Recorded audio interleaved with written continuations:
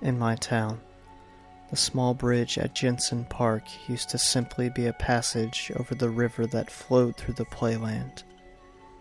Within the past few months, it became a legend, one that swept over the community like a dark plague. I wasn't entirely sure what had happened for myself until a person I knew from high school came to me. I was heading home, not far off from Jensen Park. It was late. Darkness had crept in hours ago. I heard a frantic voice quickly approaching from behind. Turning to face the voice, I saw a young woman running towards me. I watched as she hurried up to me, recognizing her immediately. "Eve? What's wrong? You look terrible." Eve's black hair had a dry and stringy texture, the waviness now crippled and deformed. She possessed a physically unwell appearance, with dark circles under her eyes and an unusually thin face. "Mark, thank God it's you." Overwhelmed with anxiety, my friend embraced me tightly. I held her until she released her painful grip and faced me. "Mark, you've got to help me. I can't take it anymore." She glanced around quickly with worried eyes. They were heavily bloodshot, perhaps from too much crying. "She's coming for me. I just know it." "Slow down, Eve. Who's coming?" My friend gripped my shoulders, her fingernails digging into my shirt. "Eva, my sister." All I ever hear is her voice, begging me for help. I gave Eve a confused look. "Your sister is dead, Eve." She let out a helpless giggle, smiling through her torment as she said, "Even through your voice I can still hear her. She won't ever leave." "What happened to her?" "You don't need to know. We just have to get far away from here." Eve began to tug at my arm hastily. I held my ground and insisted, "I need to know. Please tell me, Eve." Wiping her eyes, Eve looked up at me playfully. "Will you protect me if I tell you?" I wasn't sure how to reply at first. "If I can, I will."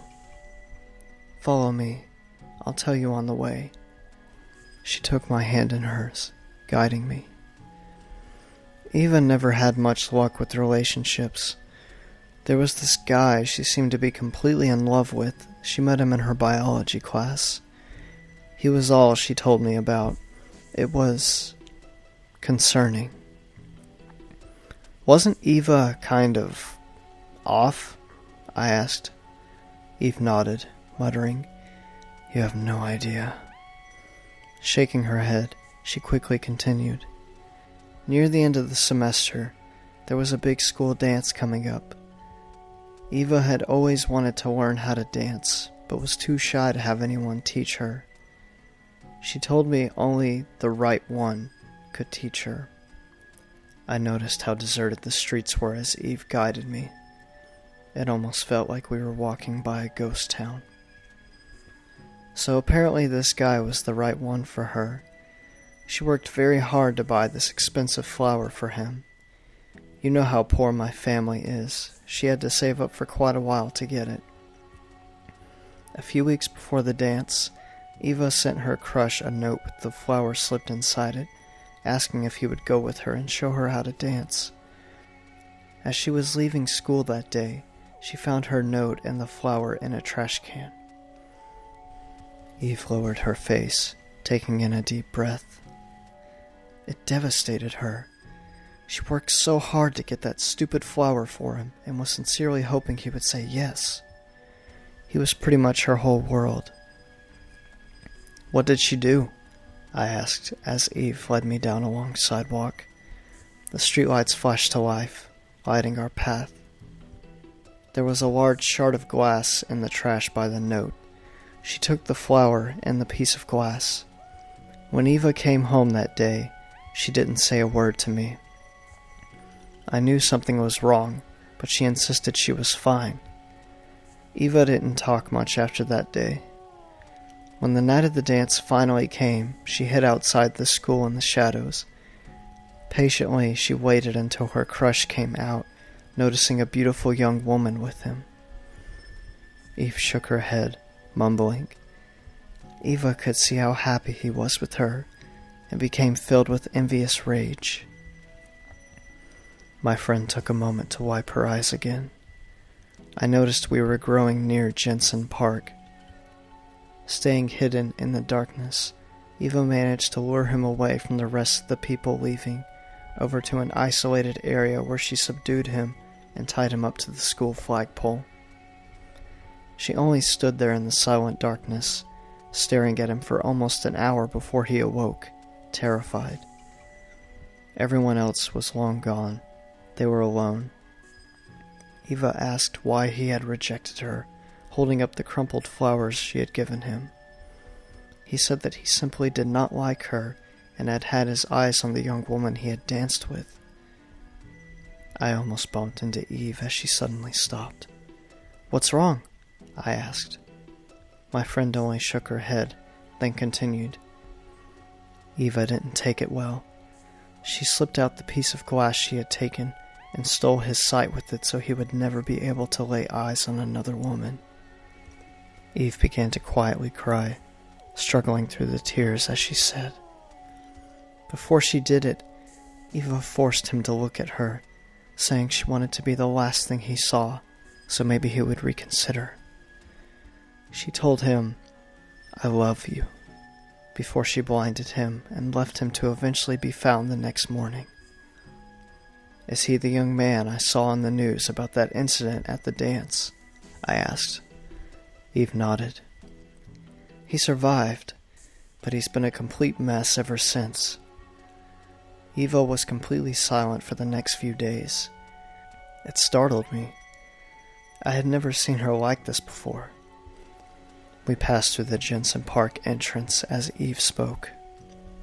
"What happened to her?" "She came here one night, around 11 p.m. Eve pointed at the bridge that crossed over the small river in the park. It was there she stood on one of the ledges and let herself fall into the waters below. She made sure to miss the boulders and let out all her air when she hit the water. She died peacefully. As we came closer, I felt extremely uneasy.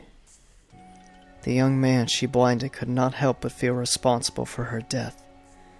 He now resides in a mental hospital. That's why he doesn't live around here anymore." Not wanting to stay, I tried to pull away. Not letting my hand go, Eve took me to the bridge. "I don't know what to say, Eve." She turned to face me, answering, "You don't have to say anything, Mark. Just, please, make her go away. I know that story because she told it to me every day." Again, I was confused. Did she tell it before she died? No, you don't understand, Mark. Eva has been with me this entire time, ever since she took her life.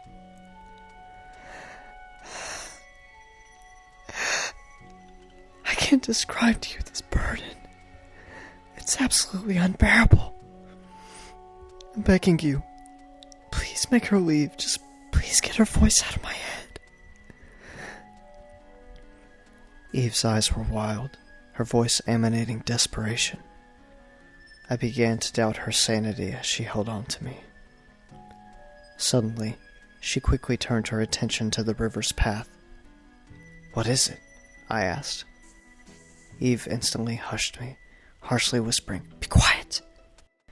She slowly crept up to the bridge, looking around. I remained standing where I was. "Sister, is that you?"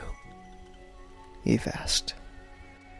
The lights at each end of the bridge flickered and dimmed, then returned to full power. "Sister, please leave me. I cannot bear this burden." Eve's face slowly twisted into a distraught distortion as she collapsed onto her knees and began to sob intensely. "I beg you, sister. Gravely concerned, I approached Eve and gently put a hand on her shoulder. She grabbed my arm, pleading, "Mark, help me. Ask her to leave." "There's no one there, Eve," I said, trembling with fear. "Let's just get out of here." Halfway through my sentence, Eve snapped her head back to the river. "I know what I must do," she murmured. Rising to her feet, she slowly turned to me and only gazed at me for a few long moments. Her eyes appeared to be glazed over and cold. Her arms thrust forward, pushing me off my feet. I rolled down the bridge's steep curve and looked up to see Eve standing on the ledge of the bridge. A strange smile curled across her lips as she gleefully breathed out the words, "I'm free." I could only watch in horror as she leaped off the ledge, and a loud crack sounded from below. Hurrying to my feet, I rushed over to the edge and looked down to see Eve's body lying amongst the large rocks, a heavy trail of blood leaking from the back of her head. The lights flickered again as I looked upon her. I felt a cold chill sweep through my entire body, and became extremely dazed as I stumbled away from the bridge. I quickly lost my balance and fell to the ground. The haunting image of Eve's dead body etched into my mind. I almost immediately fainted.